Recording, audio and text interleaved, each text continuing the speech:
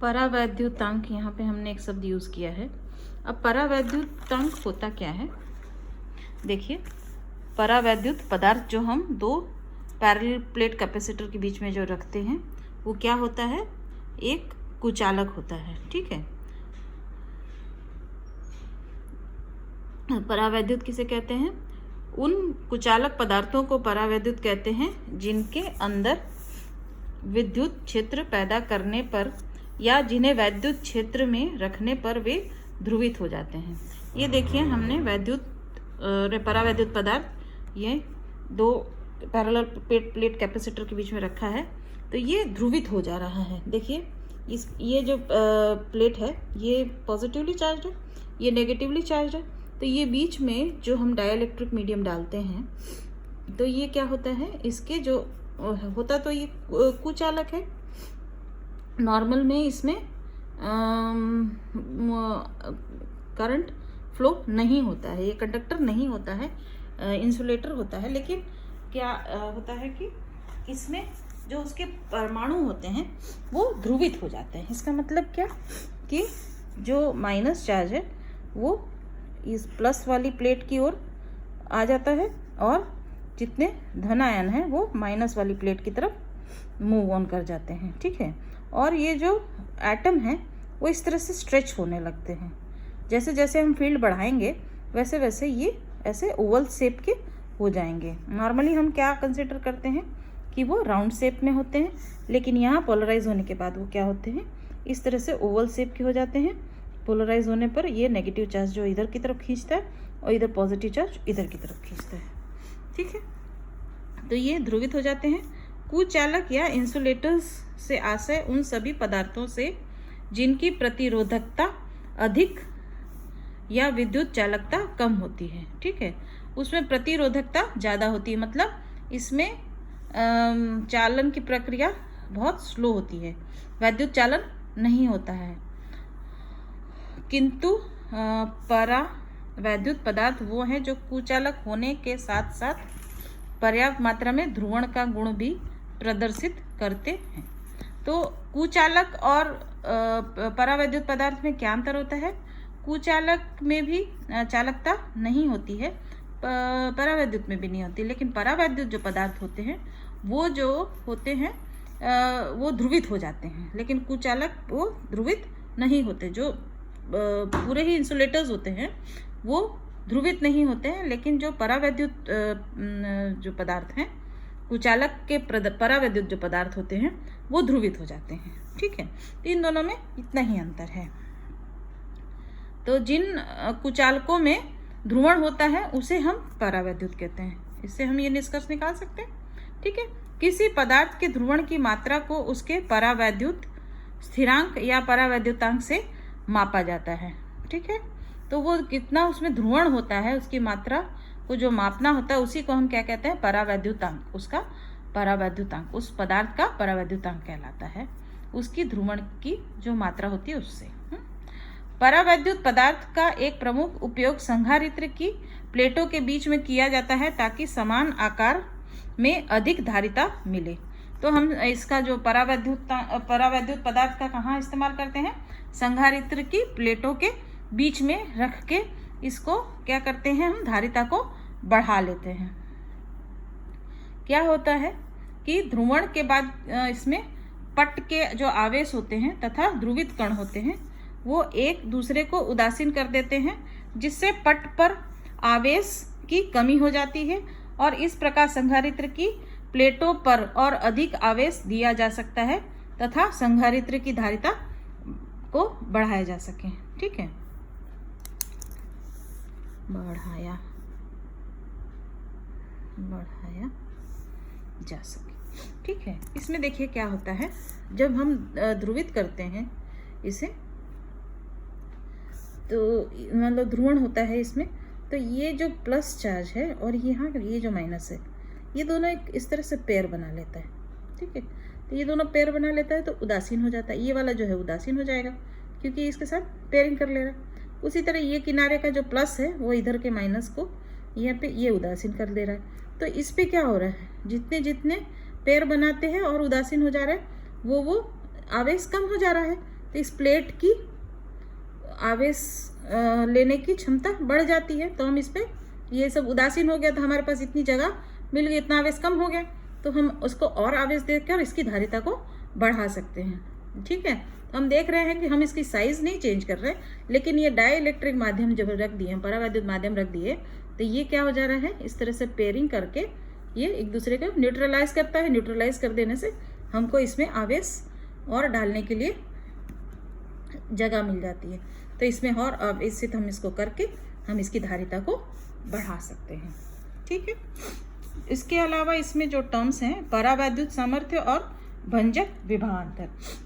परावैद्युत सामर्थ्य क्या होता है, मान लीजिए जैसे हम इसमें इलेक्ट्रिक फील्ड बढ़ा रहे हैं, इसकी धारिता बढ़ाने के लिए हम इसमें फील्ड बढ़ाते हैं, आवेश बढ़ाते हैं, आवेश बढ़ाते हैं मतलब फील्ड बढ़ेगा। फील्ड बढ़ने से क्या होता है कि ये जो तनाव है, ये जो परमाणुओं के बीच का जो तनाव है वो और बढ़ने लगता है और इसको और स्ट्रेच करके खींचने लगता है और इतना ज़्यादा स्ट्रेच कर देता है और कि कुछ देर बाद ये टूटने की कगार पे आता है। अगर जब ये टूट जाता है, उस विभवांतर को क्या कहते हैं, उस पॉइंट पे जो इलेक्ट्रिक फील्ड है, उस पॉइंट पे जो विभव होता है, जहाँ पर ये उतना हम आवेश दे रहे हैं और इतना इलेक्ट्रिक फील्ड पैदा हो गया कि हमारा ये जो है अणु टूट गया, भंजन हो गया, तो उसको हम क्या कहते हैं, भंजक विभवांतर। जिस पॉइंट पे वो टूट जाता है वो हो गया उसका भंजक विभवांतर। और जब तक वो स्ट्रेच करके टिका रहता है और टूटता नहीं है, वो उसका क्या बोलते हैं, उसको सामर्थ्य कहलाएगा। ठीक है, जितना उसका सामर्थ्य है उतने तक वो वैद्युत क्षेत्र को रेजिस्ट करता है और जब रेजिस्ट नहीं कर पाता है तो ये टूट जाता है। जो टूटने की जो पॉइंट होती है, उस इलेक्ट्रिक फील्ड को हम क्या कहते हैं, अरे उस पोटेंशियल डिफरेंस को क्या कहते हैं, उस पॉइंट पे जो पोटेंशियल डिफरेंस होता है उसको हम भंजक विभवांतर कहते हैं। ठीक है, तो ये दोनों शब्द समझ में आ गया, परावैद्युत सामर्थ्य और भंजक विभवांतर क्या होता है। अब हम नेक्स्ट टॉपिक जो ले रहे हैं वो है आंशिक परावैद्युत युक्त समांतर प्लेट संधारित्र की धारिता। ठीक है, ये जो इसमें हम यही पैरेलल प्लेट कैपेसिटर्स ले रहे हैं दो, इस पे पॉजिटिव चार्ज है, उसको अंदर की तरफ हमने शो किया, इसमें जो नेगेटिव चार्ज है वो भी अंदर की तरफ शो किए हैं। अब ये देखिए, इसमें हमने परावैद्युत पदार्थ रखा है। मान लीजिए कि इस दोनों प्लेट की दूरी हम स्मॉल डी से रिप्रेजेंट कर रहे हैं, तो स्मॉल टी की दूरी तक ये हम एक परावैद्युत पदार्थ जो रख रहे हैं वो K1 उसका है, उसका परावैद्युतांक K1 है, और दूसरा एक और जो रिमेनिंग पार्ट है D-T वाला जो पार्ट है, यहाँ से यहाँ तक की थिकनेस क्या है, T है, तो ये रिमेनिंग पार्ट कितना रहेगा, D-T। इसमें हमने एक और परावैद्युत रख दिया अभी फ़िलहाल के लिए, कैलकुलेशन के लिए। फिर बाद में हम लोग अगर जैसे मान लीजिए कि हमने इतना ही बड़ा डाइइलेक्ट्रिक रखा, ये स्पेस खाली रखा, तो इसको हम K2 की जगह वायु ले लेंगे। तो यहाँ पे हम पहले फॉर्मूला निकालते हैं। यदि हमारे पास दो परावैद्युत हमने रख दिए हैं K1 और K2, और इस पे प्लस क्यू आवेश है, इसमें माइनस क्यू आवेश है, और ये प्लेट का ये जो क्षेत्रफल है दोनों प्लेटों का, इसका भी A है, इसका भी क्षेत्रफल A है। ठीक है, अब माना प्लेटों के आवेश प्लस क्यू माइनस क्यू हैं और प्रत्येक प्लेट का क्षेत्रफल कैपिटल A है, अतः आवेश पृष्ठ घनत्व कितना हो जाएगा, sigma is equal to Q upon A। ये हमारा पहला इक्वेशन बनेगा। ठीक है, अब वैद्युत क्षेत्र जो होता है वो कितना होता है, हमने जो कैलकुलेट किया था पिछले चैप्टर में, E बराबर 1/4 pi epsilon naught dot Q upon are square. ये हमारा वायु में हमने कैलकुलेट किया था वैद्युत क्षेत्र। अगर हम कोई वैद्युत पदार्थ लेते हैं तो हमारी वैद्युतशीलता कितनी हो जाती है, एप्सिलॉन नॉट के, है ना। और हमारा फॉर्मूला क्या बन जाएगा इलेक्ट्रिक फील्ड का, E is equal to 1/4 pi epsilon naught के dot Q upon are square.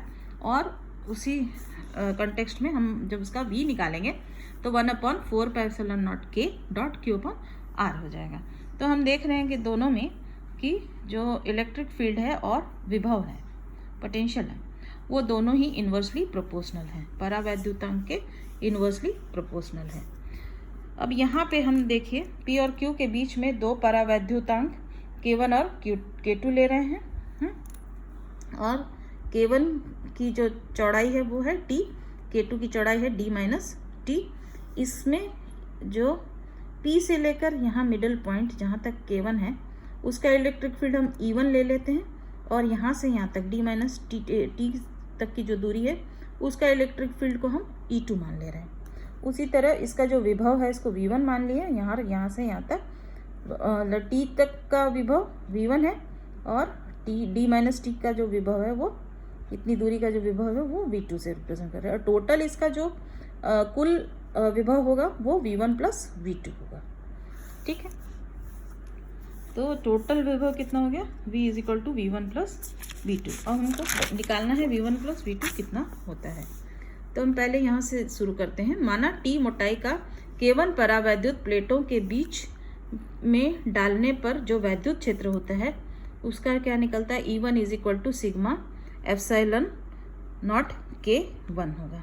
ठीक है, कितना होता है, E बराबर जो फॉर्मूला है E बराबर सिग्मा अपन एप्सिलॉन नॉट होता है, लेकिन हमारे पास यहाँ पर ये किसके लिए है, फ्री स्पेस के लिए है, निर्वात के लिए है, लेकिन हमारे पास परावैद्युत माध्यम है उसके बीच में, तो हमारी इलेक्ट्रिक फील्ड कितनी हो जाती है, sigma upon epsilon naught K1।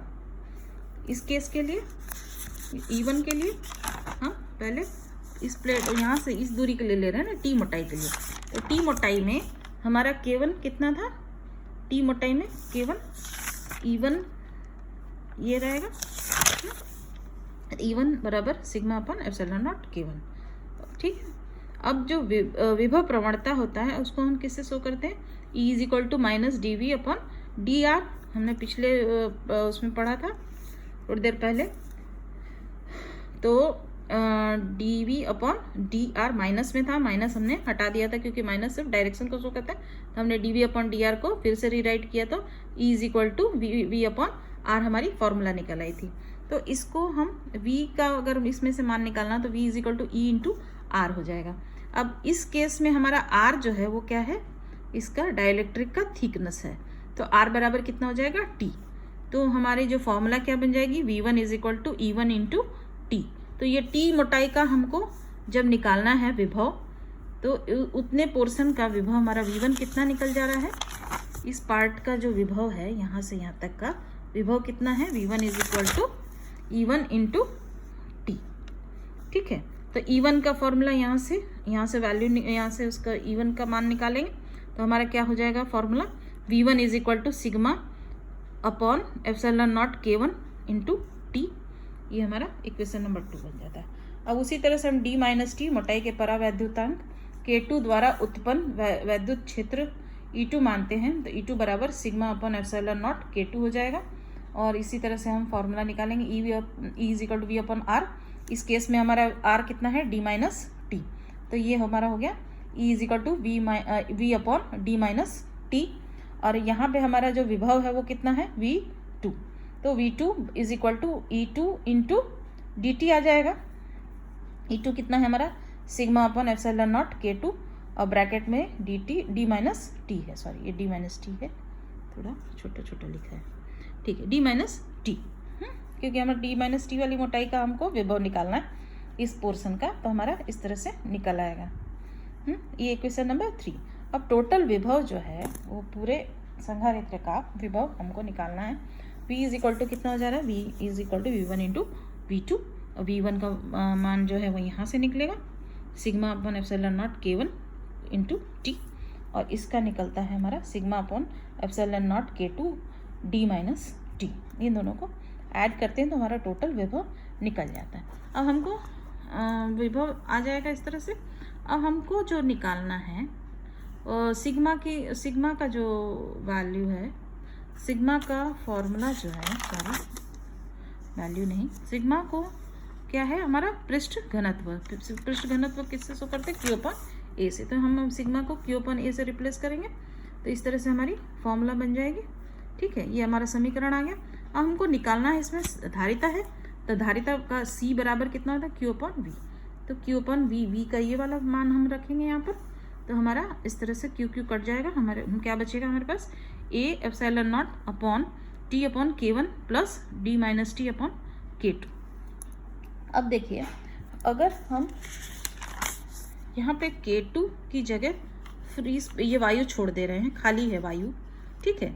ये वायु का हमको पता है मान 1 होता है, वायु का जो परावैद्युतांक होता है वो 1 होता है। और यहाँ पे कोई डाइलेक्ट्रिक मीडियम है, उसको हमने K मान लिया है। तो ये हमारा K1 बराबर K हो गया और K2 बराबर वायु के लिए है, तो वो उसका मान 1 हो गया है। तो हमारी ये जो फॉर्मूला है उसको हम यहाँ पे लिख सकते हैं। T/K1 को हमने K ले लिया और K2 हमने 1 माना, तो ये डिवाइड बाई 1 सेम, इसका वैल्यू नहीं बदलता है। हम इसको वापस रिराइट कर सकते हैं। D को बाहर निकाल लिए तो D minus T plus T/K, और इसको हम जब इसमें से T कॉमन ले लेते हैं तो हमारे पास ब्रैकेट में क्या बचता है, 1 माइनस 1/K। यहाँ देखिए कि K का जब मान बढ़ाएंगे तो C का मान भी बढ़ेगा, ठीक है। तो यहाँ पे हमारा ये